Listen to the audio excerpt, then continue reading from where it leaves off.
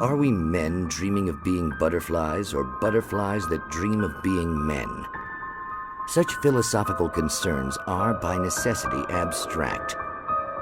And yet, some of us can find concrete proof of the nature of our existence in Night Springs. Tonight's episode, an absence of creativity. Hello, Martha. What did you want to show me? Oh, Lydia, thank God you're here. Please, it's in the basement.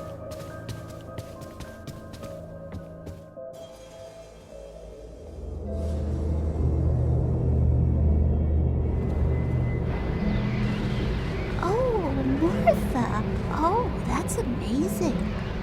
Isn't it just? I found it here this morning. It's like it isn't there, but... Oh, I can't look straight at it. Yes, I'm sorry about that. How did you get here? Well, I'm trying to work. Did you put this thing here? In a way.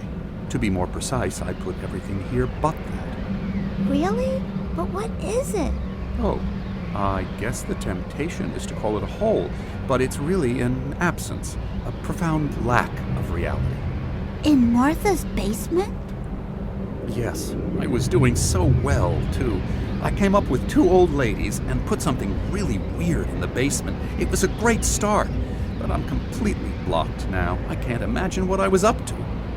Well, surely it's just an ordinary basement. Is it? Why did you call your friend here, then? Well, I don't know. Oh, well. Couldn't you just ignore it? Oh, no, I couldn't do that. It would probably turn into a plot hole. Might be one already. Could sink the whole enterprise. Oh, my. Listen, ladies, not to be rude, but I'm really not at all sure where I'm going with this, and you're just not helping. You should just go back upstairs for a cup of coffee while I try to figure out what I'm up to. Well, if you think that's best. Maybe I should just stop here. Or is that too moronic? Is that too moronic?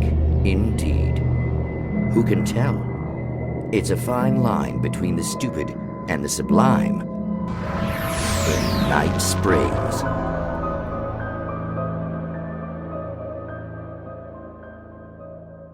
Most of us have felt its shadow on us. A shiver down your back. A glimpse from the corner of the eye. You can't find it on purpose. But take a wrong turn, board the wrong bus, wonder where you are when you wake up, and you will find yourself in the small town of Night Springs. Tonight's episode, The Doomed Samaritan. Sometimes, even the simplest things prove impossible. Consider, you get in a car and leave a life behind. Easy? Not tonight. Thanks for the ride, Mark. I'm so glad to be leaving this place. You have no idea. What, Night Springs? Come on, Linda, relax. It's not that bad. Hey, what's that up ahead? Oh, God. There's someone in the road. I think there's been an accident.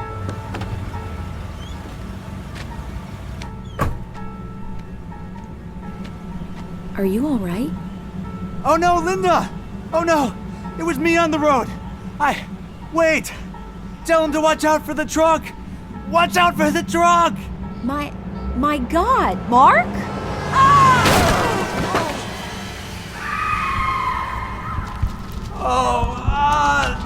Oh, please! God, no! Linda! Linda! Thanks for the ride, Mark. I'm so glad to be leaving this place. What, Night Springs? Come on, Linda, relax. It's not that bad. Hey, what's that up ahead? Oh, God. There's someone in the road. I think there's been an accident.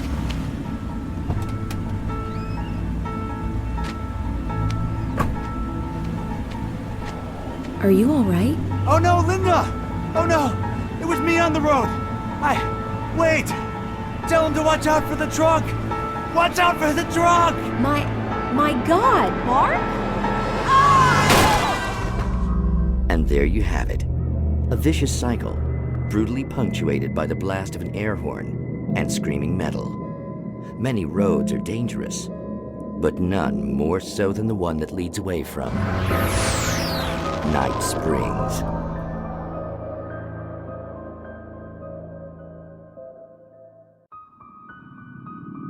Sleep. We all spend a third of our dreams in its soft embrace, somewhere between fantasy and oblivion. But dreams have a way of forcing themselves into waking life, or vice versa, in Night Springs. Tonight's episode, The Dream of Dreams. We join Mr. Jones as he explores the endless dreamscape, only to be brought to a sudden stop by a decidedly mundane situation. A long line of people. Hey, Jones, right? Listen, we're gonna have to wait until His Highness over there is good and ready. Oh, wow. Who's that? You don't know him? What are you, new? He's the guy dreaming us. Well, not just us. He dreams everything. All of this. But wait, no. I'm the one who's dreaming. I'm asleep. Isn't this my dream? Oh, yeah. Sure. Get real, pal. You're just another dream. I'm a dream. You're a dream. The weirdo in the diving suit is a dream, and the girl made of smiles and sunshine is definitely a dream. But I'm pretty sure I'm dreaming this. Well, maybe you're a really confused dream. What am I, a shrink? All I know is I'm going with the smart guys, and they say that's the guy doing the dreaming. Right there. I don't know what that means. It means we keep him happy. No sudden falls. We make sure he has his clothes on when he goes out in public. No chases where the monster is nipping at his heels and he runs like crazy, but his legs don't seem to get him anywhere. None of that. Because if he wakes up in a cold sweat... Oh. Yeah, precisely. So we wait till he wants to move on. Keep things nice and calm. Hey, something's happening here. Yeah? What's that? What? Can't you hear that? Oh, God help us, it's an alarm clock. Oh, it's you, isn't it? Please, man, I got a wife and kids. Please don't wake... The bicycle. A quick, cheap, and convenient way to get around. Fresh air, a little exercise, a fun pastime. But for the professional athlete on the road to glory, it's all about persistence and winning. So ride on, brave contender. Ride on to Night Springs. Tonight's episode, Eternal Endurance. I was going to compete in the Race Across America, one of the toughest ultramarathon bicycle races in the world. But first, there was a qualifying race. The weather was miserable. My support team was somewhere behind me in a warm, comfortable van. I didn't really feel the cold anymore. Hey, sport. How you feeling? I'm okay. Just wet. How's the forecast? This fog gonna clear up anytime soon? Maybe in the afternoon. Hey, listen. We think you really need a break. Maybe eat something. No, I'm good. I can keep going, I'm good. It's just that you still have 1,000 miles to go. We're getting kind of concerned. I'm fine! I was in agony. They were 2,000 miles behind me, and I felt every one of them in my legs, my arms, my ass. Time lost all meaning. There was only the road and the rhythm. My legs pumped away, my lungs burned, my heart hammered in my chest. I pushed through it, found the zone. Suddenly, the fog parted, almost as if it had never been there. Soft sunshine warmed my face. The fog had hidden a small town. I was riding down its main street. It was lined with people. They smiled and waved at me. I slowed down a little bit to see them better. Welcome! Everyone was so happy that I was here. I wanted to stop, rest a little while with these people who loved me. But I had to finish the race. I was about to speed up again when I saw it, up ahead. The finish line. Relief flooded over me. Suddenly, all the pain was gone. I stopped pedaling. As the bike came to a stop just past the finish line, the people closed around me, clapped my back, gave me hugs, congratulating me. I got off the bike happier than I'd ever been. I was done. I was home.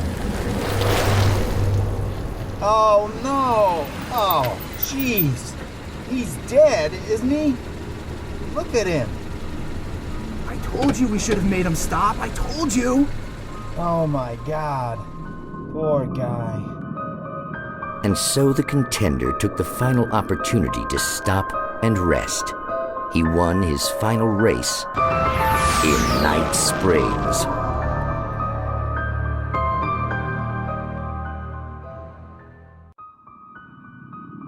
We take the facts of our existence for granted, unaware that they are merely a thin veneer of desperate self-delusion covering a vast cosmos of madness and horror. All too often, the stars are right in Night Springs.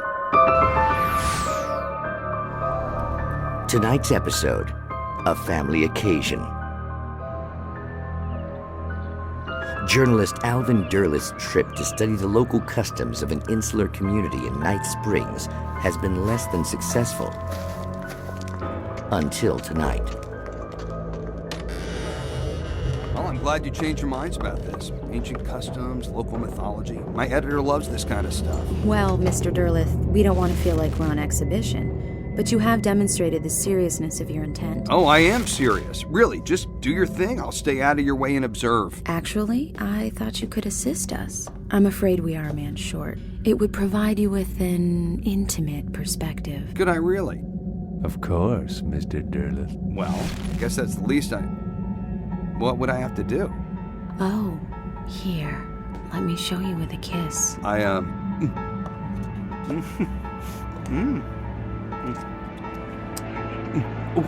What did you...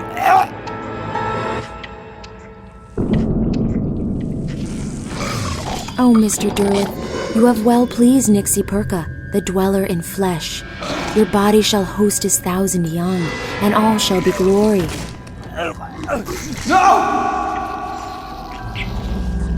Shh, darling, be calm. Shh. Alvin Derleth learned a harsh lesson. If you go looking for mythology, it may come looking for you. And such quests always bear fruit in Night Springs.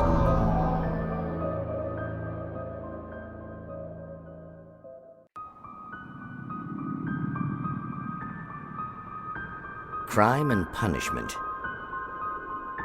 The cancer and cure of civilization. But some crimes are impossible to punish, especially in Night Springs. Tonight's episode, The Man in the Mirror.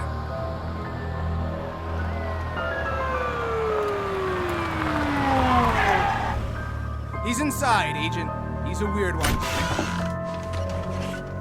So, you're confessing to killing that guy, huh? Why? Had it coming? Yeah, but why would you do that? I mean, you're a nice guy. Normal. Took a kid to a soccer game. So how come at the game, you pick a guy and, quoting from the arresting officer's report here, assault the victim's head area repeatedly with the weapon of choice being a pair of bare fists? Wow, that sentence really flows, huh? Maybe you're not the literary type. Okay, so you mess him up. But why? Who was that guy? We couldn't ID him. Why would a guy like you do him like that? I didn't like his face. Well, you must have hated it, because you really went to town there. I mean, there's no way to tell what he looked like. No ID on him either. That must be difficult. But then we ran the fingerprints. Got a match. Your prints. Identical. Huh, how about that? Your son said you were wearing a white shirt when you took him to the game, but the white shirt is on the dead guy. It's plenty red now. You won't get away with this. Do you really think that's in any way relevant to me? I had plenty of time to talk to my boy before the cops arrived, you know? He won't stop screaming, am I right? You think he's ever gonna be okay? I left my mark. believe You me. bastard! What? You gonna shoot me? What's the point? I'm going to prison. You got me. I don't understand any of this. And you never will. Don't worry. Maybe you'll see me again, Agent. Maybe in the mirror.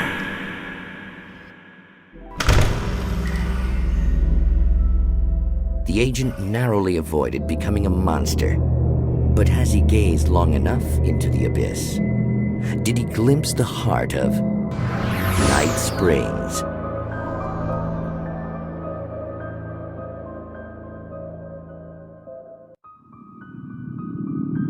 Science. It bestows immortality on those who advance it to elevate all of mankind. Newton, Einstein, Sagan, princes among men. But the price for such a legacy is steep indeed. In Night Springs. Tonight's episode, a quantum suicide. If our lives are already written, it would take a courageous man to change the script. Having called a press conference, Dr. Barclay Colvin is about to demonstrate that very courage. Ladies and gentlemen of the press, I am Dr. Barclay Colvin, and I'm glad so many of you could join me here at the Moorcock Institute. Tonight, I'm going to give a practical demonstration of the many worlds interpretation. As you can see, this is a loaded 9mm pistol. It shall be part of a thought experiment. And now, a real experiment, known as a quantum suicide. Please, stay calm. There is no risk. Observe what occurs when I place the weapon against my own forehead. Now, you might think this round is merely a dud. Not so. Observe the flower pot. And yet, I myself cannot be harmed with this gun. With each pull of the trigger, 2 new realities branch off. One in which the weapon didn't fire, and one where it did. With my machine here, I have ensured that this reality is always the former. I have bestowed upon myself quantum immortality. Under no circumstances can this gun kill me. So wait. What you're saying is that every time you pull the trigger, in another reality, you die? Yes, of course, but that's completely trivial. There's an infinite number of things that could happen at any moment, and they always do happen somewhere. The point is, this one thing did not happen here. You're insane, Colvin. Insane? Insane? Hey, was this thing supposed to be plugged in? I stumbled on it. You fools! Gaze upon quantum immortality.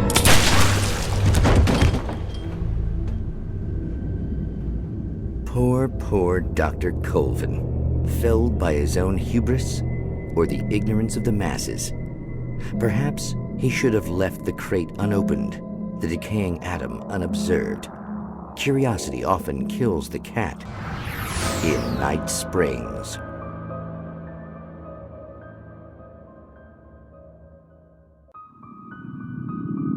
Freedom. A fusion of vigilance, conscience, and uncompromising clarity of vision. A need so fundamental, it permeates our very being. And yet, a man may be brought to his knees in a single heartbeat. In Night Springs. Tonight's episode, taken in his prime. For young Manny, the night hasn't been kind. He's a marked man, selected for a lifetime of servitude after answering an ad in the newspaper. But first, a little field surgery is required. Well, look what I found. Please, no! Yeah, I think you're just about ready for it. Best if you don't resist this, kid. We gotta beat it out of you.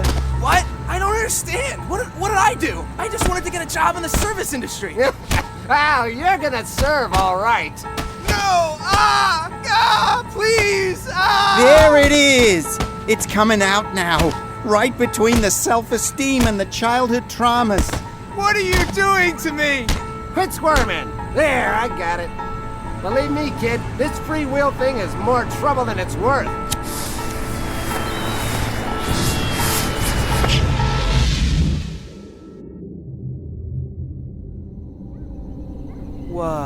What was that? Oh, nothing for you to worry about, Manny. I don't know what I'm supposed to do. We'll tell you all about that. Don't you worry. Another vacant worker ant, birthed in fury and violence for the pleasure and convenience of ruthless and malicious men. Stranger things can happen in Night Springs.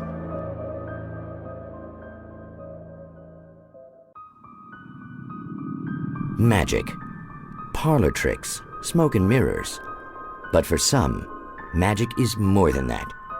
It's a way of working the secret machinery of reality itself. And more than one member of that eldritch brotherhood can be found in Night Springs. Tonight's episode, What's in a Name? We find an old man standing on an old, rusting, derelict bridge, leaning his bony frame against the cold steel. And though he looks idle, he is hard at work. His young apprentice attends to him, as good apprentices do. Yes. Coming along nicely. Don't you think, boy? Yes, Magus. Sir, we've been getting some complaints. Are you defacing the bridge? Oh. No, I wouldn't do that. Sir, I can see the screwdriver in your hand and the scratches on the steel beams. You've been spotted doing this all over town. Yes. I have been very busy, but I'm no vandal, officer. Exactly what are you up to, sir? He's writing his name on the town. The youngster is correct. I'm writing my name, my whole name, the entire and complete description of my soul on the town. I'm almost done. Yeah? Well, all I see is an old man tagging public property. Oh, I should bow down to the wisdom of your years? Words have power, young man. Names and titles especially. Uh-huh. And what's your name supposed to be? Tell him, boy. Tell him while I finish the carving. Officer, it's... Say my name, boy. Say it. It's Night Springs, officer. But isn't that... That's the name of the town, isn't it? Yes, it is from now on. Wait, where'd he go? Where is he? Oh, officer. You know where he is, and what he is, don't you? I think you should get in your car and drive away, and remember which town you're serving. Your will be done, Magus. Ah, yes. There are too many little towns to count, all of them with some little magic of their own. But some towns have more personality than others, and none more so than Night Springs.